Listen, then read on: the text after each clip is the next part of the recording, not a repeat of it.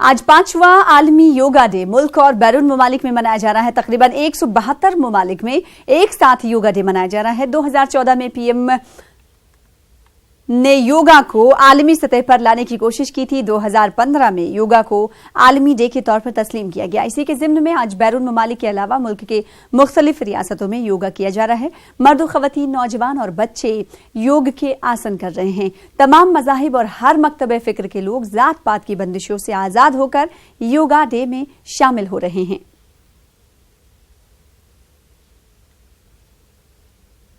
तो आलमी यौम योग पर रद्दअमल देख रहे थे वज़ीर आज़म नरेंद्र मोदी का। सदर जमहूरिया रामनाथ कोविंद ने दिल्ली में योगा डे के मौके पर दिल्ली में सैकड़ों लोगों के दरमियान योगा किया। इस मौके पर पैगाम देते हुए उन्होंने कहा कि योगा हमारे मुल्क की पहचान है। योगा हमारी जिस्मानी और जहनी परेशानियों को दूर करता है। पिछले वर्षों की तरह इस वर्ष भी राष्ट्रपति भवन में अंतर्राष्ट्रीय योग दिवस मनाया जा रहा है।